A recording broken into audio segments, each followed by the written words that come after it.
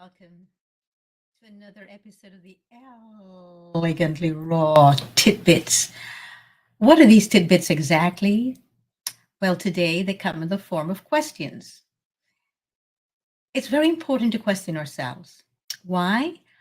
Because, and you've heard, those of you who've been following me for a while know that I say this a lot because I really see, working with myself and my clients, that this is so true. Most of our thoughts are not our own. We have very few original thoughts. Most of our thoughts are not original. So, how can I say this? And why do I say this? Well, why don't you test yourself? See for yourself. If I hold this up, what's the first thought that comes to you? What's the first thought when you see this? Is that your own unique original thought? Or is that a thought that you find yourself thinking a lot? And where did you get that thought from? What was the first time you actually held that thought? Did you just copy it because you saw it in a film, a movie, heard it in a song? It's something that your family, somebody in your family or your friends, or if you went to an orphanage that they heard them saying a lot. When you look at this, what's the first thing you say or you think? When you see this, what's the first thought? I mean, the very first thought. The very first thought is usually the first thought we thought when we came into this world, and that's probably the only original thought we ever had, unless we had a lot of chaos on the outside of the womb when we were in the womb, and we heard a lot of other really traumatic thoughts that stayed with us in the womb. So it's really important the words we use around pregnancy. Very, very important. So I'm asking you to look at your thoughts, clean them up before you even go that route. When you see this, do you just say mango, or do you say, oh, sugar? Or do you say electrical energy, high electrical energy? Or do you say, oh, healing? Or do you say smoothie? So the thoughts that we think, every thought that we have, every thought that we think, look at all these thoughts that lead to us having eating disorders. Some of us think we're underweight. Some of us think about food all the time. Some of us have a distorted body image.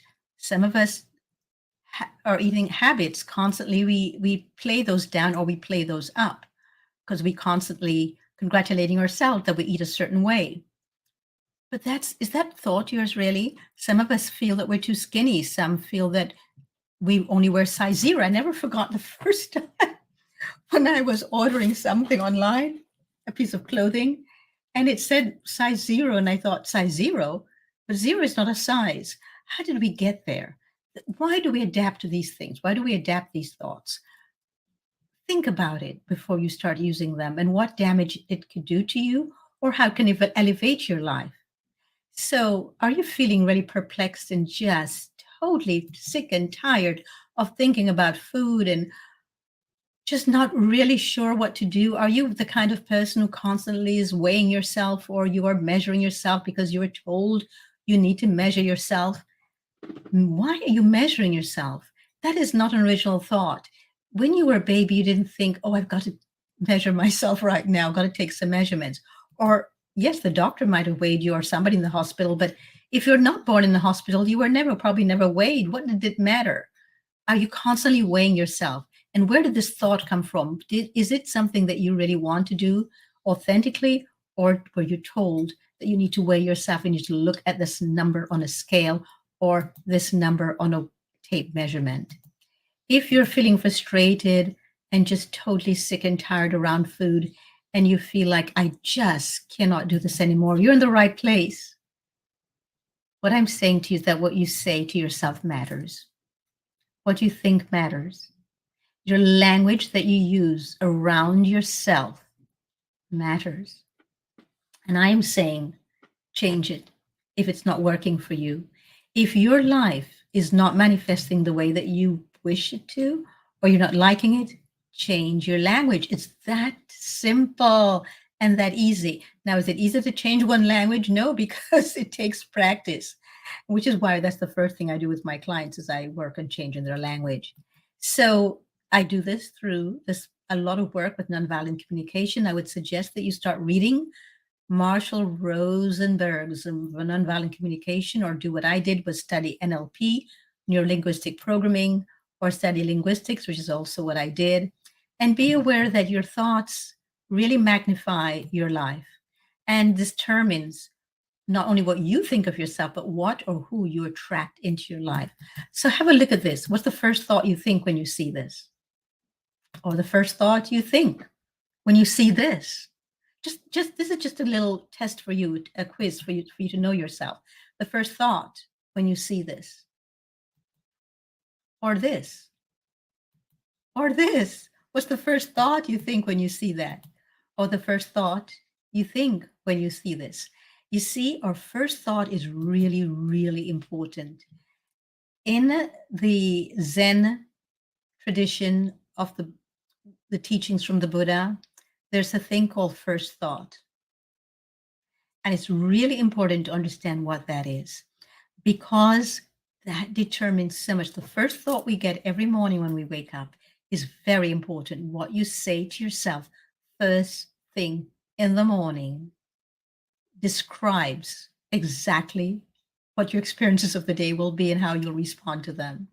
The last thing you say at night is your last thought, and very much determines the first thought, either when you wake up back in this body or in the next life. So it is critical to think of the first thought and be mindful of your thinking. I'd like you to do an excavation of your thoughts. Repeat this over and over, the exercise I just did with just popping up different photographs in front of your head and seeing the first thought that arises, or just, things like this. When I did this, what's the first thought that comes to your head? What's the first thought that comes to your mind? And does it have any kind of pathway to the heart? Does it reflect what you'd like your heart to be reflecting? When you see this, what was the first thought you thought? Do you think, no, too fattening? Because you have no idea what is in this. So it's really important to realize that our thoughts are just that. They're just thoughts. And then we make them into massive belief systems, and then we get very, very attached to them. And it's in the attachment where our misery lies. So detach yourself from your thoughts. Monitor your thoughts. Really question every thought that comes up and ask, is this an authentic thought? Is this really my thought? Or did I just simply use somebody else's thought to direct my own life? So I invite you, if this is of any assistance and you want more of this, the only way I know if this is helpful to you is if you click the thumbs up button or you subscribe and click the notification button, because that is what I use to know whether I should continue with this or not. So thank you for being here today. Please share this if you think this will help others as well. And please share your own thoughts below, because I'm very interested in your thoughts, your own original thoughts about what you heard and saw here today. So until next time, be well, be mindful, and please click